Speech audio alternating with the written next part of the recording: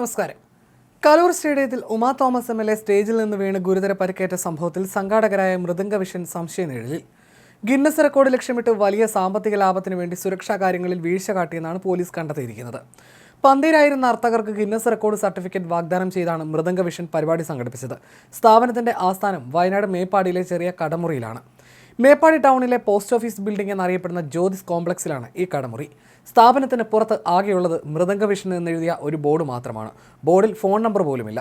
ഓഫീസിലുള്ളത് 2 കസേരകളും മേശയും മാത്രമാണ്. ഇവിടെ 1-2 സ്റ്റാഫുകൾ വരാറുണ്ടെന്നാണ് നാട്ടുകാർ പറയുന്നത്. അന്വേഷിക്കുമ്പോൾ മാഗസിൻ തയ്യാറാക്കിയാണ് ജോലിയെന്ന് പറഞ്ഞുവെന്നും നാട്ടുകാർ പറഞ്ഞു. മൃദംഗ വിഷൻ എന്ന സ്ഥാപനത്തെക്കുറിച്ച് ഇതുവരെ കേട്ടിട്ടില്ല എന്നും പ്രശ്നമുണ്ടായതിന് പിന്നാലെയാണ് ഇങ്ങനെയൊരു സ്ഥാപനം ഉണ്ടെന്ന് അറിയുന്നതെന്നും നാട്ടുകാർ കൂട്ടിച്ചേർത്തു.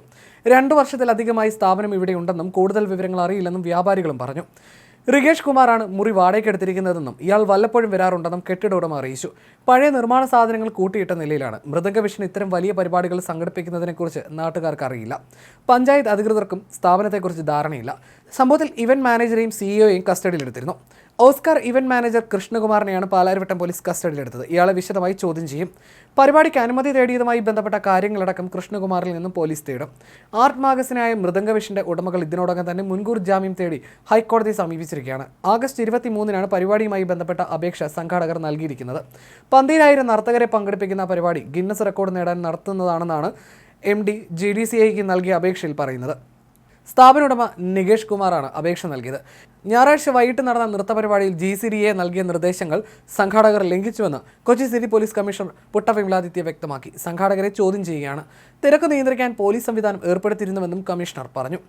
എല്ലാ അനുമതികളും എടുത്തിരുന്നോ, എന്തൊക്കെ അനുമതികൾ എടുത്തില്ല എന്നും അന്വേഷിക്കും. പോലീസിന്റെ ഭാഗത്തു നിന്നും വീഴ്ചയുണ്ടായിട്ടില്ല. വിവിധ വകുപ്പുകളിലെ അനുമതി സംഘാടകർ വാങ്ങേണ്ടതാണ്. എല്ലാം വിശദമായി അന്വേഷിക്കുമെന്നും കമ്മീഷണർ വ്യക്തമാക്കി. PWD, ഫയർഫോഴ്സ് എന്നിവർക്ക് കത്ത് നൽകിയിട്ടുണ്ട്. സംഭവസ്ഥലത്ത് വിവിധ ഡിപ്പാർട്ട്മെന്റുകൾ പരിശോധന നടത്തിയിട്ടുണ്ട്. സ്റ്റേജ് സ്റ്റെബിലിറ്റിയെക്കുറിച്ച് റിപ്പോർട്ട് നൽകേണ്ടത് PWD ആണ്. സംഭവത്തിൽ PWDക്ക് വീഴ്ച സംഭവിച്ചുവെന്നും അന്വേഷിക്കും.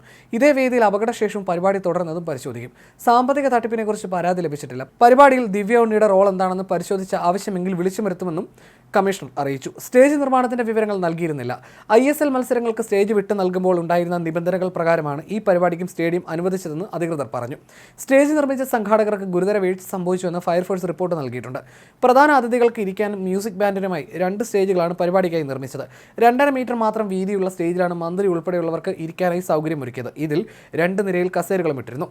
2 ഇഞ്ച് മാത്രമായിരുന്നു നടക്കാനായി നൽകിയിരുന്നത്. ഇതിലൂടെ നടക്കുന്നതിനിടയിലായിരുന്നു MLA കാൽ വഴുതി താഴേക്ക് വീണത്. അതേസമയം ഭാവിയിൽ പരിപാടികൾ നടത്തുമ്പോൾ ഈ ഒരു സംഭവം ഒരു പാഠമായി ഉൾക്കൊള്ളുമെന്ന് GCDA ചെയർമാൻ K. ചന്ദ്രൻപിള്ള മാധ്യമങ്ങളോട് പറഞ്ഞു. നടപടികൾ കർശനമാക്കുമെന്നും GCDA ചെയർമാൻ പറഞ്ഞു. സംഭവിച്ചത് സ്റ്റേഡിയത്തിന്റെ വീഴ്ച മൂലമല്ലെന്നും GCDA ചെയർമാൻ പറഞ്ഞു. സ്റ്റേജ് നിർമ്മാണത്തിലെ വീഴ്ചയാണ് അപകടത്തിനിടയാക്കിയത്. പ്രത്യേക ടൈലിടാൻ ലക്ഷങ്ങൾ വരുമെന്നതിനാൽ അത് വേണ്ടെന്ന് വെച്ചിരുന്നു. ടർഫിലേക്ക് ഇന്നലെ ആരും കയറിയിട്ടില്ല. ടർഫ് കോമ്പൗണ്ടിന് പുറത്താണ് കുട്ടികൾ നിന്നത്. സ്റ്റേഡിയത്തിലില്ലാത്ത പുറത്തുനിന്ന് ഒരു നിർമ്മാണം കൊണ്ടുവരുമ്പോൾ അത് വേണ്ടത്ര കരുതലില്ലാതെ ചെയ്തു എന്ന് വേണം പറയാൻ. Safety protocol കർശനമാക്കണം. സ്റ്റേജിന് ബലമുണ്ടായിരുന്നില്ല എന്ന് വ്യക്തമാണ്. സംഘാടകർക്കാണ് സുരക്ഷാ ഉത്തരവാദിത്തം. കരാർ ലംഘിച്ചാൽ നടപടിയെടുക്കും. 2ാമത്തെ സ്റ്റേജ് നിർമ്മിച്ചതിനെക്കുറിച്ച് അന്വേഷിക്കുമെന്നും GCDA ചെയർമാൻ പറഞ്ഞു.